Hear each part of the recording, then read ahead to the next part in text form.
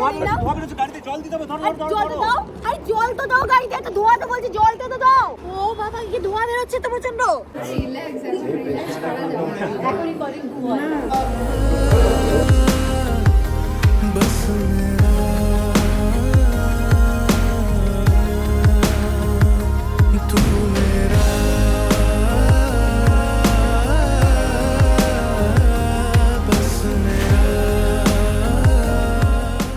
Good morning everyone, welcome back to Rudrajit Promita vlog. আজকে তো যে ভ্লগটা করছি সেটা আরো স্পেশাল, তার কারণ হচ্ছে বিয়ে বাড়ি যাব। হ্যাঁ, বিয়ে বাড়ি আমরা যাচ্ছি। এবং আজকে যে যার বিয়ে আর কি, তার সে হচ্ছে আমাদের সাত ভাই চম্পাতে আমরা একসাথে কাজ করেছি, আমাদের মধ্যেই একজন। এবং ফাইনালি তার বিয়ে হচ্ছে নিজের ভাই বলতে পারো, নিজের বন্ধু বলতে পারো, নিজেদের আত্মীয় বলতে পারো, সবকিছুই আর কি। অনেকদিন ধরে ওর বিয়ে নিয়ে ঠিক হচ্ছিল আর কি, কিন্তু একটু মানে আমরা ভাবছিলাম কবে হবে না, গত বছর ওদের রেজিস্ট্রি হয়ে গেছে। আমরা ভেবেছিলাম তখনই মানে হয়তো পুরো বিয়েটা হয়ে যাবে, কিন্তু ওরা আমাদের মতনই তখন রেজিস্ট্রি করেছিল। এবছরে ওরা পুরো মানে সামাজিক বিয়ে যেটা সেটা এবছরে করছে। আর বর্ধমান যাব আমরা, আমার দূরে হলে বিশাল মজা লাগে। এই দেখো, তোমাদের একটা জিনিস আমি দেখাই। এইদিকে হচ্ছে এই যে শাড়িটা, এই শাড়িটা, আর তার সঙ্গে হচ্ছে এই যে পিঙ্ক কালারের শাড়িটা। গোলাপি আর লাল। একটা মানুষ পুরোপুরি কনফিউজড যে কোন শাড়িটা পরবে, মানে তখন থেকে বুঝতেই পারছি না যে কোন শাড়িটা পরবো, বারবার বলে যাচ্ছে। গায়ে ফেলে দেখছি, তুমি বলো আজকে কোনটা ভালো লাগছে, সেটা বলছে না। বলো না কোনটা ভালো লাগছে। আরে আমি তো বলছি যে এই দেখো, আমি বলছি যে লালটা, আমি বলছি লালটা পরো, তখন বলছে লালটা পরবো, এটা কি এই দেখো, দেখেছো দেখেছো দেখেছো, দেখো। আবার যখন বলছি যে এই শাড়িটা তাহলে পরো, তখন বলছে যে না এটা কিরকম একটা, না এটা আমি পরে গেছিলাম। ওই দেখো, ওই দিদি, আরে অন্নপ্রাশনে গেলাম। তাহলে তুমি এটা পরো, গোলাপিটা, এই গোলাপিটা পরো। তুমি তো গোলাপি পরবে, দুজনে ম্যাচিং ম্যাচিং পরবো ভাবছিলাম।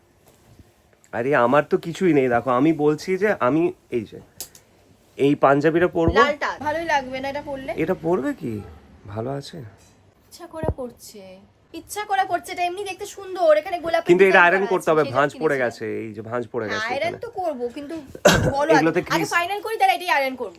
হ্যাঁ এটাই পরো, এটাই ফাইনাল। ভাঁজ অনেক পড়েছে, আরে আগের বার পড়েছিলাম রেখে দিয়েছিলাম না, সেইজন্য এটাই পরো ফাইনাল। এটা ফাইনাল, এটা ফাইনাল, তাই তো? হ্যাঁ, পুরো কুচকে, যেমন আমার শাড়িটার অবস্থা খারাপ, সেরকম ওর পাঞ্জাবির অবস্থা খুব খারাপ। এই দেখো না, এই পাঞ্জাবির কি অবস্থা দেখো, এটার অবস্থা খুব খারাপ। আমি না এটা দিয়ে আয়রন করব, এটাতে আয়রন করতে ভীষণ সুবিধা হয়। এটা হচ্ছে Garo grand standing garment steamer.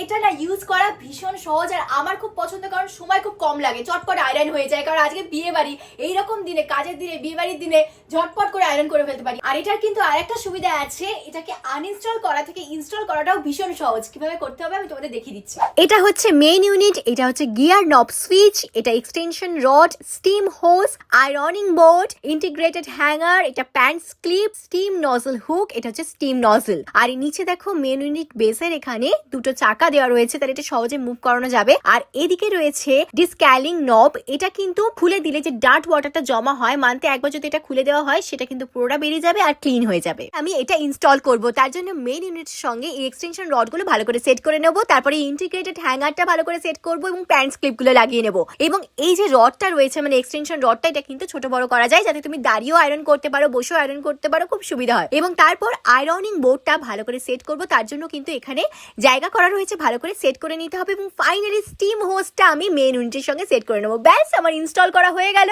এই আয়রনিং বোর্ডটা কিন্তু আরেক রকম ভাবে সেট করা যায়, তার জন্য এই ইন্টিগ্রেটেড হ্যাঙ্গারের সঙ্গে এইভাবে লক করে ভালো করে সেট করে নিতে হবে। এইভাবেও কিন্তু গার্মেন্ট স্টিমারটা ইউজ করা যাবে, খুব সুবিধা হয়।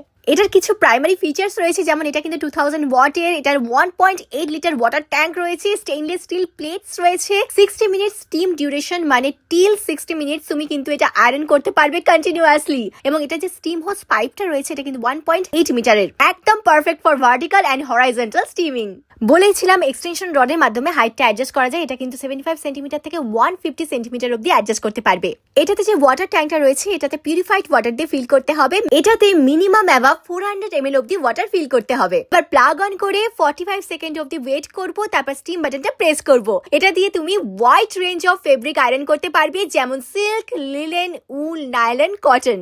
এবার আমি সবার আগে আমার শাড়ি এবং ওর পাঞ্জাবিটা আয়রন করব, কারণ নাহলে অনেক দেরি হয়ে যাবে বিয়েবাড়ি যেতে। আমি কিন্তু একটা লাইনার এবং একটা কটন আয়রন করছি।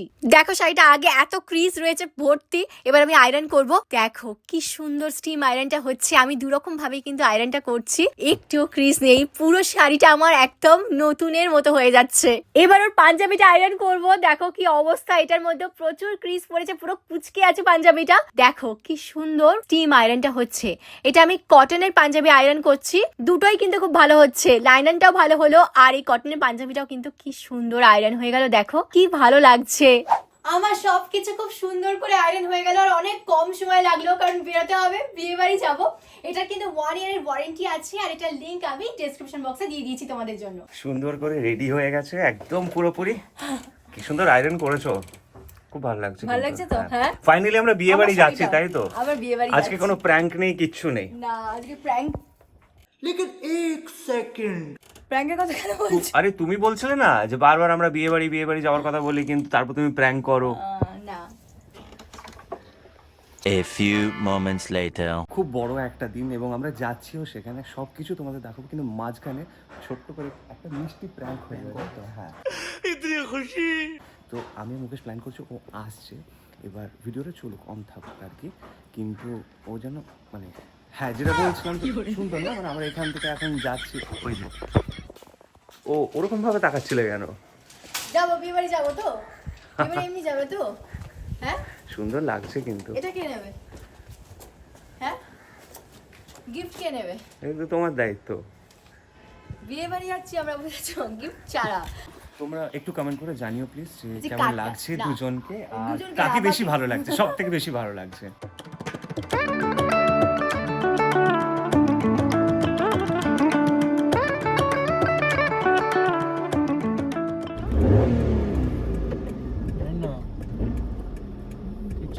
प्रॉब्लम हुई দেখি ধরো ধরো, ফোনটা ধরো, ফোনটা ধরো, জন্য ফোনটা নাকি? ধরো। হ্যাঁ, এই যা রাস্তা আছে আর এদিকে এগুলো খেগুলো পুরো একদম অবস্থা। দেখি ভাল লাগছে, দেখো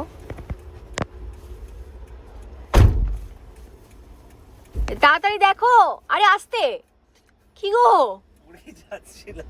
ওই দেখো, আসলে আমরা সাইড দিয়ে যাচ্ছি বলে কি কি মাটিতে বসে গেছে নাকি চাকাটা? চাকাটা কি মাটিতে বসে গেছে একটু, ওই জন্য। বুঝতে পারছি না, দাঁড়াও, মুকেশ দেখছে।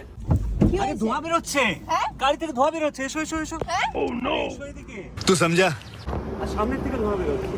গাড়ি গরম হয়ে গেছে নাকি? ধোঁয়া বের হচ্ছে, দেখো কত। আরে কিছু তো কোন, আমাদের জলটা দেবো, আমাদের বোতলে জল দাও দেবো। দাও দাও দাও।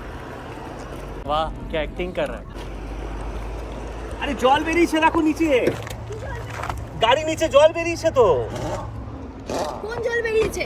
আবার চারিদিকে কি সব আওয়াজ হচ্ছে, কি গো, ফেটে ফেটে যাবে না তো মুকেশ?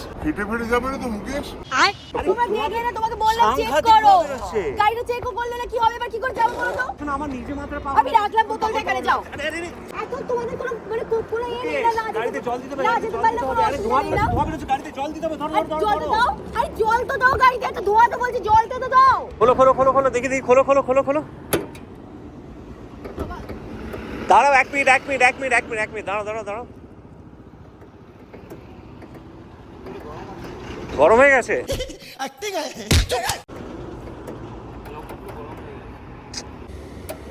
ও বাবা, কি ধোঁয়া বের হচ্ছে তো প্রচন্ড।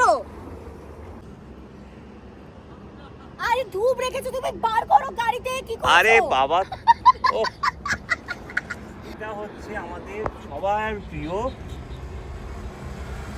এই যে ধুলো ধূপ। বিয়ে বাড়িটা যাওয়ার কোনো ইচ্ছা নেই, সাজগোজ পুরো নষ্ট হয়ে গেল। কিচ্ছু নষ্ট হয়নি, চলো এমনি হালকা সেজেছি। চলো চলো চলো চলো চলো চলো, ফাইনালি পৌঁছে গেছি পৌঁছে গেছি বিয়ে বাড়িতে। এই যে ওখানে বিয়ে হচ্ছে। বিয়ে বাড়ির গেটটা ওরা কি সুন্দর করে সাজিয়েছিল, যত ভেতরে ঢুকছিলাম তত আরো ভালো লাগছিল। আসলে কি বলতো, বিয়ে বাড়িতে না এই সবকিছু সাজানো গোছানো, খাওয়া দাওয়া, সানাই বাজছে, সবাই হই হই করছে, এটা না ভীষণ ভালো লাগে।